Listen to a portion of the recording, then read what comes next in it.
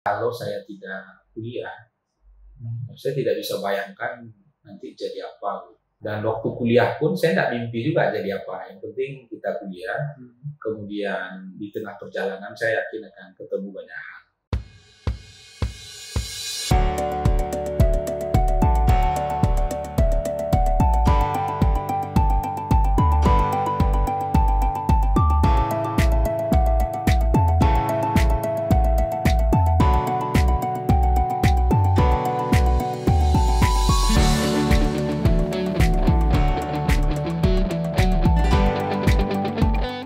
Kerabat Andalas TV, jumpa lagi bersama saya Rudi Antono dalam program Ngobrol Lepas Andalas Ngepas. Dan saat ini kita sudah kedatangan tamu yang spesial yang bersangkutan salah seorang penyelenggara pemilu dan saat ini menjabat sebagai Ketua Bawaslu Kota Payakumbuh. Dia adalah Muhammad Qaddafi. Apa kabar Qaddafi? Panggilnya Qaddafi atau? Boleh sembarangan juga. Boleh sembarangan. Bagaimana nyamannya? Bagaimana aja? Dia aja lah. Oh gitu. Waalaikumsalam warahmatullahi wabarakatuh. Assalamualaikum warahmatullahi wabarakatuh. Kabarnya baik ya? Alhamdulillah. Sibuk aktivitas Bawaslu? Masih ya? Masih Maudi. Ini kita melihat Muhammad Qaddafi ini kan agak luar biasa juga nih. Catatan perjalanannya ya. Saya sendiri melihat sejak mahasiswa ya. Mahasiswa aktif dalam berbagai organisasi, lalu tamat, lalu jadi pengusaha juga. Pernah jadi pengusaha ya? Pernah jadi pengusaha. Lalu terjun ke penyelenggara pemilu. Tapi sebelum itu kita ingin tahu nih, sebetulnya Bang Qaddafi ini memutuskan atau menerjukan diri untuk jadi aktivis itu sejak kapan? Memang sejak kecil sudah, sejak SMP, sejak STM atau gimana? Makasih Bang Rudi. Bang, semenjak kalau menurut cerita almarhum papa saya itu lahir sehari sebelum Libya dibom oleh Amerika. Kata papa saya itu Libya dibom hari Kamis, saya lahirnya hari Jumat. Pas orang azan sholat Jumat. Yang mengidolakan Qaddafi itu di rumah itu ada dua, papa saya dan salah seorang mama saya, biasa saya panggil Mete. Adik dari ibu saya.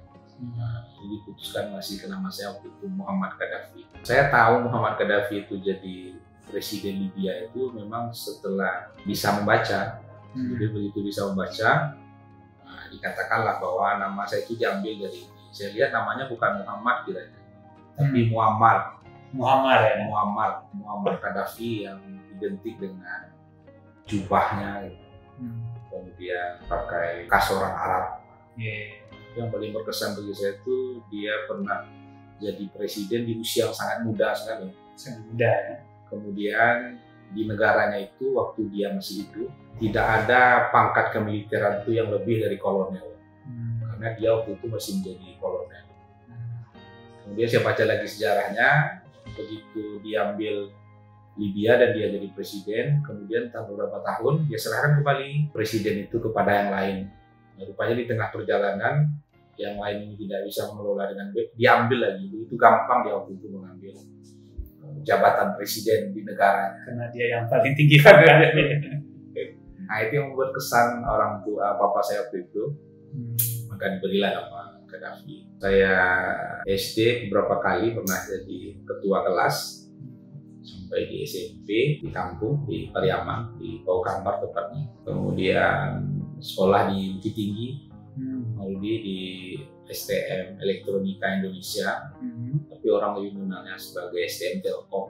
Di sana pernah juga didaulat oleh teman-teman menjadi ketua OSIS di sekolah itu. Jadi sudah aktif sejak sekolah ya? Nah, itulah perjalanan kita sekolah. Sampai ke kampus? Sampai ke kampus. Kampus pernah juga didaulat menjadi presiden mahasiswa waktu itu. Ya perjalanan lah yang membuat berorganisasi ini seperti menjadi kebutuhan. Karena rasanya kalau tidak berteman itu ada yang kurang. Maka memperbanyak teman itu waktu itu hukumnya wajib. Dan itu hanya bisa dilakukan di organisasi. Itu hanya bisa dilakukan di organisasi. Tapi kan di organisasi itu bisa juga berhadapan-hadapan dengan teman yang lain. Tapi hebatnya pelajaran di organisasi itu kita berhadapan-hadapan dengan teman, tapi setelah diputuskan kita berteman lagi. Begitu keputusan sudah dibuat, maka seluruh hasil keputusan itu mesti dikerjakan. Walaupun terkadang sebagai leadernya, walaupun tidak keputusan saya yang ditetapkan. Itu hebatnya pelajaran di organisasi. Dan alhamdulillah ya sampai hari ini seperti yang Bang Rudi sampaikan tadi, jadi ketua Bawaslu telah diberikan kepercayaan oleh teman-teman di Bawaslu PU. Iya. Waktu mahasiswa emang aktif di organisasi aja atau ada aktivitas lain? Di mahasiswa itu banyak Bang Rudi. Karena kita berangkat dari kampung itu dengan segala kekurangan secara ekonomi, maka semuanya kita kerjakan. Semuanya kita kerjakan. Misalnya apa? Waktu kuliah itu saya pernah jualan telur. Wah, dari tabing itu sampai ke pasti telur asin mungkin. Telur ayam berasin. Telur ayam berasin. Jadi saya bawa dari kampung, saya jual di kedai-kedai yang jual nasi goreng malam, telur, sampai ke Jalan Om Yamin ini di Padang. Itu salah satu yang pernah kita kerjakan. Ngambilnya telurnya di kampung di Pariaman. Oh, dibawa lalu dibawa ke Padang, kemudian dijual. Kemudian kalau ada orang pesta, saya biasanya menawarkan diri untuk mengurus segala keperluannya. Mulai dari undangannya, sampai pelaminan, cateringnya, sampai dengan juga video syutingnya. Itu pernah juga dilakukan? Itu kita lakukan sampai saya tamat kuliah. Sampai saya meninggalkan kota Padang sebelum bertolak ke daerah lain. Kabarnya pernah ngamen juga sejak STM. Di waktu di STM itu saya jualan koran di Terminal Bukit Tinggi. Kalau saya sekolahnya siang, habis sholat subuh itu saya sudah di terminal itu sampai jam 11, kemudian nanti pulang ke kos, istirahat sebentar, langsung sekolah. Kalau sekolahnya pagi, ya pulang sekolah. Tadi jualan koran di Bukit Tinggi. Kalau di Padang ya saya ngamen dan pernah juga didaulat menjadi sekretaris pengamen, mulai dari poskonya, mulai dari kayu tanam sampai ke simpang bandara itu. Simpang bandara. Namanya, pasti naik NPM dulu. Oh, semuanya. Namanya dulu Pokseja, kelompok seni jalanan Palapa. Ya, jadi kan dulu identik Palapa itu di simpang lintas itu. Saya di sana dulu dengan teman-teman. Lah kenapa teman-teman waktu itu mendaulat? Dia sebenarnya minta jadi ketua, tapi karena yang saya pimpin itu badannya besar semua, saya agak khawatir juga. Biar saya sekretaris aja lah. itu kan cukup banyak itu. Cukup banyak yang dilakukan waktu sekolah. Iya. Di jualan, bahkan di stand koran gitu. Kuliah juga ngamen gitu. Sampai jual telur. Apa motivasinya waktu itu melakukan selain kekurangan dari itu tadi Bang Rudi? Karena ya prinsipnya waktu itu kita kuliah dengan cara seperti itu. Memang secara ekonomi waktu itu tidak memungkinkan untuk kuliah. Tapi saya lihat kalau saya tidak kuliah, saya tidak bisa bayangkan nanti jadi apa. Dan waktu kuliah pun saya tidak mimpi juga jadi apa. Yang penting kita kuliah, kemudian di tengah perjalanan saya yakin akan ketemu banyak hal. Alhamdulillah, dan itu biaya kuliah pertama itu dikirim oleh adik papa saya dari Sulawesi. Sebelumnya juga kita pernah di Batam, itu kan cuci mobil. Saya lihat di Batam itu kalau tidak secara administrasi kita bergelar sarjana memang susah juga. Saya sudah coba cari kerja kemana-mana dengan jaga STM itu, memang pilihannya ya jadi operator dan operator. Saya lihat nggak mungkin lama-lama saya jadi operator. Akhirnya saya pulang, saya ambil komputer di Batam, saya bawa ke Padang, saya jual di Padang. Nah, itu terus proses yang kita lakukan selama saya kuliah. Ngamen juga kita tetap jalan, karena kan ngamen ini untuk biaya harian mesti nggak bisa berhenti ya. Makan nggak bisa berhenti. Tapi itu tercukupi ya? Alhamdulillah. Dan kan tidak lagi minta sama orang tua waktu itu. Terkadang dikasih minta juga ya. Dikasih juga sama orang tua. Cuma kita ngambilnya sudah takut karena kalau saya ambil adik-adik saya lebih perlu lagi. Saya nomor 3 dari 10 bersaudara. Banyak sekali ya. Banyak rentetannya ke bawah. Kalau ditambah bapak jadi pemain bola ya.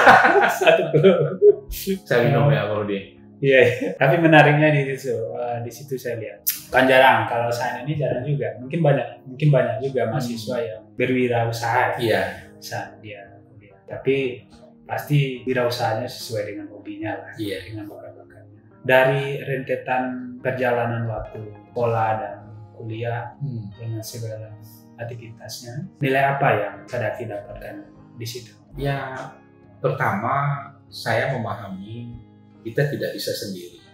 Sehebat apapun, sebesar apapun, dan selemah apapun, tidak bisa sendiri. Dan waktu itu kebutuhan untuk bersama-sama itu bagi saya kebutuhan utama. Pilihan paling mungkin itu bagaimana kebutuhan ini bisa terlembaga. Akhirnya banyak senior yang bawa saya berorganisasi. Hampir semua organisasi di Padang di level mahasiswa itu saya ikuti. Tambah juga waktu itu di kampus saya, organisasi itu tidak sehebat di kampus-kampus yang lain. Nah, makanya saya sering beraktivitas di UNAN, di IAIN, di UNP di zaman itu. Kemudian di ITB juga ada teman-teman di sana. Saya hampir menghabiskan waktu di daerah-daerah itu, di Jakarta. Sepertinya kampus saya itu banyak sekali. Jadi hampir di mana saya singgah sepertinya itulah kampus saya. Karena memang hari-hari saya terkadang habis di sana. Seperti di IAIN itu saya seperti mahasiswa IAIN sekali. Karena hafal betul saya liku-liku di seluruh kampus IAIN itu. Karena hampir tiap hari saya sering ada mata juga seperti itu. Jadi sering ya, kebersamaan ya. Dan kita harus bersama. Dulu juga aktif di Mapar kan? Ya, saya dulu diajak oleh senior. Organisasi Primordial ini penting. Saya ikut mulai dari kampus saya waktu itu.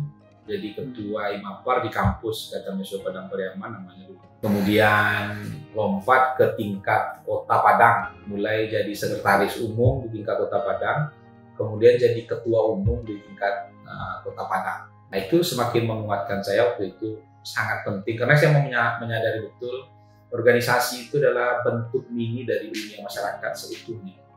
Jadi kalau sudah terbiasa dengan berorganisasi, insya Allah tentu akan mudah di kehidupan nyata. Karena kita bisa memahami yang lain, kita juga bisa memahami seluruh kelebihan kekurangan yang lain. Saya rasa juga kita juga bisa dipahami oleh yang lain. Tapi yang penting itu jaringan, jaringan terbentuk di situ. Oke, ini kita ingin tahu nih. Ini kan sudah kuliah, sudah banyak aktivitasnya. Background ilmunya juga agak aneh gitu kan. Tapi aktifnya di mana gitu. Tapi sebelum itu kita istirahat sejenak. Demikian Kerabat Dalas TV untuk membahas lebih lanjut tentang siapa Bang Kadafi ini, kita akan istirahat sejenak.